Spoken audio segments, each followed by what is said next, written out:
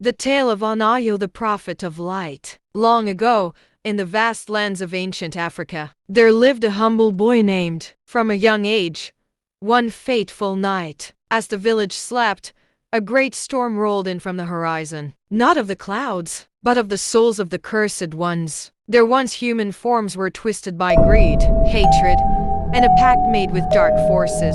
Their leader, Omorphi, was the most feared, for he had once been a chief. When the Ndodo Makafu approached Anayo's village, their presence was like a thick fog of despair. Crops withered, animals fled, and sickness spread. The village elders gathered in desperation, pleading to the gods for deliverance. Said the voice, "You shall be my prophet, my voice in this land.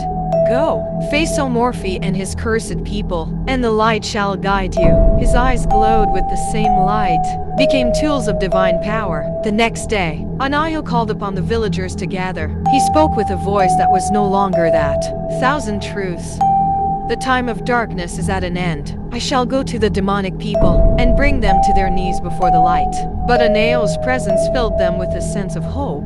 Armed only with the staff of the baobab tree and the light of God, he set out into the heart of the forest where the demonic people dwelt. As he entered their cursed land, the air became thick with malice, and the ground crackled under his feet like burnt bones.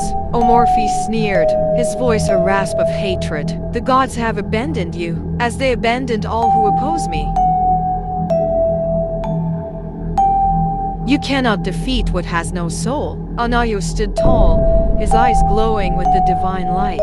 "I am not here to defeat you," he said calmly. "I am here to return you to what you once were, to restore what was lost. The light is merciful even to the darkest hearts." Omorphi laughed, a deep and hollow sound. "Mercy? There is no mercy for the cursed." But Anayo, unfazed, raised his staff. "We belong to the shadows now." And a beam of pure light shot from its tip, illuminating the entire forest. The demonic people, once snarling and vicious, fell silent, shielding their eyes from the light that burned their corrupted forms. Omorphi howled in pain, his twisted form writhing as the light pierced his soul. "No!" he cried. "This cannot be!" But the light did not destroy him. Instead, it began to unravel the curse that had bound him. One by one, the demonic people fell to their knees, their dark forms dissolving into dust, leaving behind the souls of the people they once were: farmers, warriors, mothers, and fathers who had long ago been lost to the darkness. Omorphi, too, was transformed. The glow in his eyes faded, replaced by sorrow and regret. He looked at Anayo, tears streaming down his face. I was lost," he whispered. "I betrayed my people. How could the gods forgive me? It seeks to heal.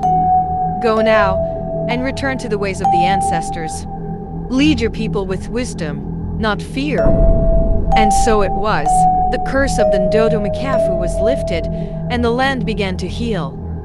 The light does not seek revenge.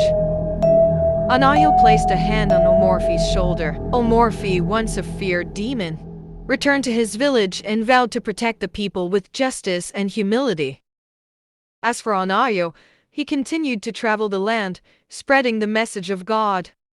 His story became legend, a tale passed down through generations as a reminder that even in the darkest times, the light will always find its way.